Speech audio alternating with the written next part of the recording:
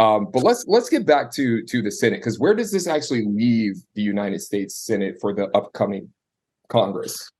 Well, this leaves them in a better spot than they thought, because again, people thought that there was going to be this red wave and that the Democrats were going to get blown out. I guess they underestimated the fact that women care about their autonomy and the economy.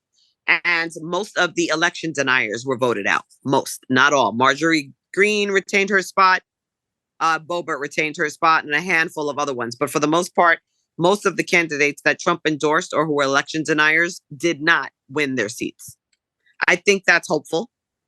Let's at least work with people who are rational, regardless of which side of the political aisle you're on.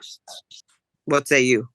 So this leaves us technically 49 Democrats and 49 Republicans, with 2 seats held by independent senators who caucus with the Democrats. So think of folks like Bernie Sanders. So this means that the Democrats technically were already going to hold control of the Senate by nature of Kamala Harris having the tiebreaker, but now they've actually picked up one more seat.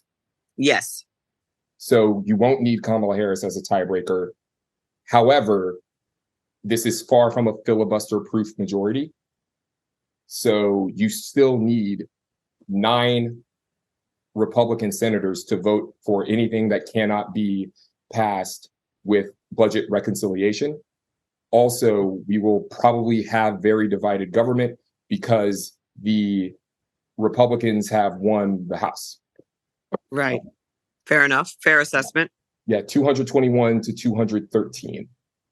So the Democrats lost 9 seats. GOP gained those 9 in the House. So it's going to be very similar to Obama's the latter 2 years of Obama's first term. Actually, no. Well, somewhat. Okay, somewhat, because Obama got shellacked in 2010.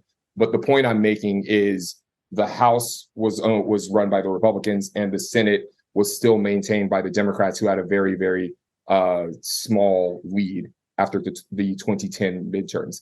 These midterms, nowhere near the Tea Party red wave that we saw in 2010, but still divided government. That's the point I'm making. Well, then, then we should be voting out people who don't know how to work with people across the aisle. The whole point of getting elected into the role is because you said you can accomplish things. Then accomplish them. Don't get into the role and suddenly say, I can't do anything because they won't agree with me. Well, you ran for office saying you'd be able to do that. So do it. And if you people can't, then we should vote all of them out. Democrat, Republican alike. Bye. Let's find people who can communicate. Absolutely agree with that.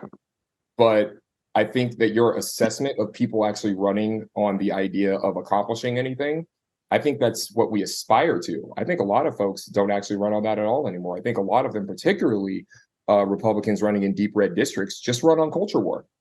Elect me so that I can go be a culture war soldier for you.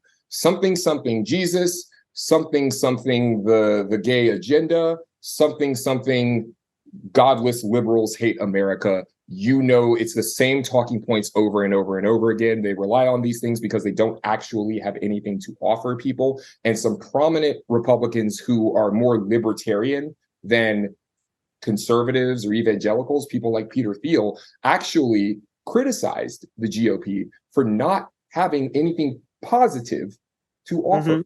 They're just the party of no. Policy. What's the policies? What are people going to do when they get into their roles at this point? Other than hating the other side, what are their policies? Something, something critical race theory, something, something Sharia law, something, something Hunter Biden's laptop. The guy who wasn't president. Okay, got it. Okay, got it. Yeah, something, something make America great again. Right, with the well-known substantiated substance abuse issue. That's where we're going to put our focus. Yeah, they don't have anything to offer. Hunter Biden's laptop, critical race theory, those are the only things they're running on, even though there's not a whole lot you at the Senate or the House can do about that. You can investigate Hunter Biden, but if there was anything there with Hunter Biden's laptop, y'all would have found it by now, because didn't Rudy Giuliani say that he had the laptop in his possession? Why isn't Rudy Giuliani in jail yet? That's a very good question. That's a very good question. Why isn't Has Trump in jail yet? He's not well going to jail. protected by the fact that what they've gone after are his businesses. Yes, his CFO is going to spend 5 months in jail. Right, they've gone after the businesses, and legally, that's appropriate. There is a distinction between you, the being, and you, the entity or subsidiary of the United States. And you separate yourself by becoming a business. Yes, but if you are still a director of that business, you are potentially legally culpable. Then you're criminally negligent as well. Right.